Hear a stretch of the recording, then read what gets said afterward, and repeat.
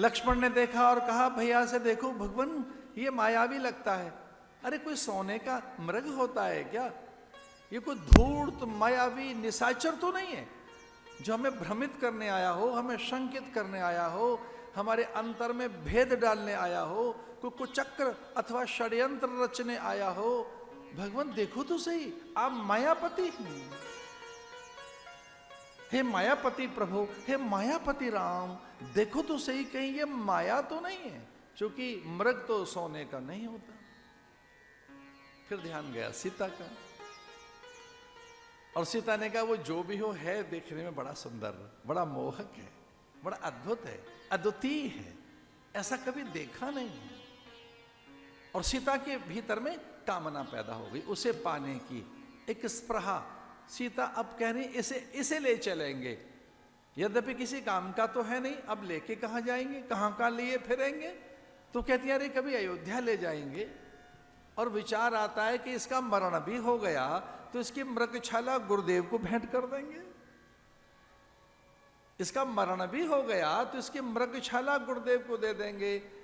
और पूरे वन में कभी कोई कामना नहीं जगी सीता के मन में, सीता के मन में कोई इच्छा नहीं पैदा हुई। उस मायावी मृग को देखकर सीता के मन में कामना पैदा हो गई। इसका अर्थ क्या है? अकाम सीता के मन में मायावी मृग ने कामना पैदा कर दी। माया कितनी प्रचंड होती है, माया कैसी होती है? माया इतनी प्रचंड है कि अकाम आप्तकाम पूर्णकाम निष्काम सीता के मन में मायावी मृग को पाने की कामना पैदा हो गई। और वो कहती हैं प्रभु से कि प्रभु, और उनके मुंह से ऐसा तो नहीं निकल रहा है कभी कुछ मांगा नहीं, पहली बार मांग रही हूं, पर हां लगभग स्वर ऐसा ही है कि हमने तो कुछ मांगा नहीं, पहली बार तो कुछ मांग रहे हैं, ये ला दो ना हमें, यही लाओ हमारे लिए। अब देखिए माया कैसी है। माया स्वयं सीता अपनी माया से वो भ्रमित और जैसे मानो छली गई, वो मायावी मृग और मायापति राम, अब ये सब माया ही माया है, ये सब माया कर परिवारा, प्रबल अमित को भरने पारा। गो गोचर जहां लग मन जाई, सो सब माया जानो भाई। और मायापति मायावी मृग के पीछे भागे माया के कहने पर।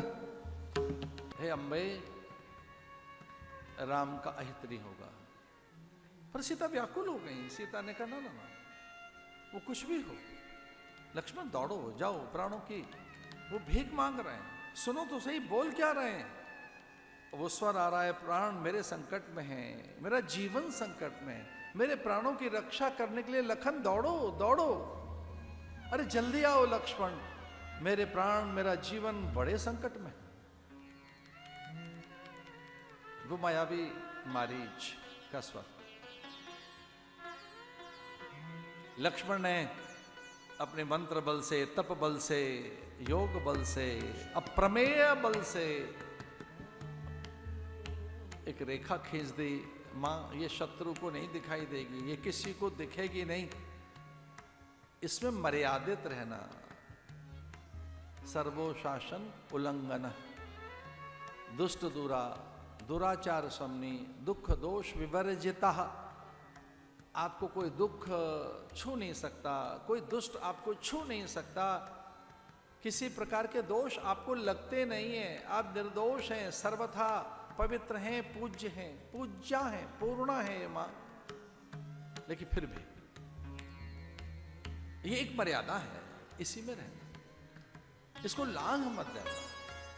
और चूंकि आपकी प्रकृति है सर्व अनुशासन उल्लंघन, पराम्बा ऐसा ही तो करती है, मां के लिए कोई अनुशासन नहीं। ललिता राज राजेश्वरी, इसका उल्लंघन नहीं कर देना। सीमाएं तो भैया सबके लिए हैं, ध्यान रखना। जहां पुत्र के लिए हमने सीमाएं खींची हैं कि हमारी संतानें सीमाओं में रहें, वहां पिता को भी अपनी सीमाएं रखनी चाहिए कि उनके लिए भी तो सीमाएं हैं। जहां शिष्य के लिए बहुत सी सीमाएं, मर्यादाएं हैं, वहां गुरु भी अपने को मर्यादा में रखते हैं।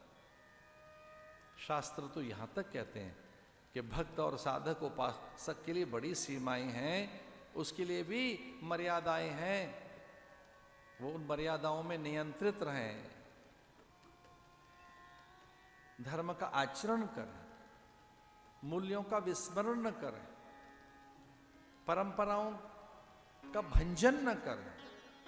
लेकिन जहां भक्तों के लिए मर्यादाएं हैं, वहां भगवान भी मर्यादा में रहते हैं। ये अवतार ही है मर्यादा के लिए।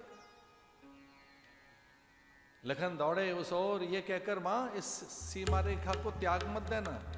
ये आदेश नहीं है, विनय है। ये मेरा अनुरोध है, इसी में आप सुरक्षित रहेंगे। और ये सच तो है, हम सब जब अपनी मर्यादाओं को लांघ देते हैं तभी तो विपत्ति आती है। हम मर्यादित हैं, धर्म आचरण में हैं, मूल्यों के साथ हैं, सिद्धांतों के साथ हैं, तो कोई कष्ट नहीं होगा।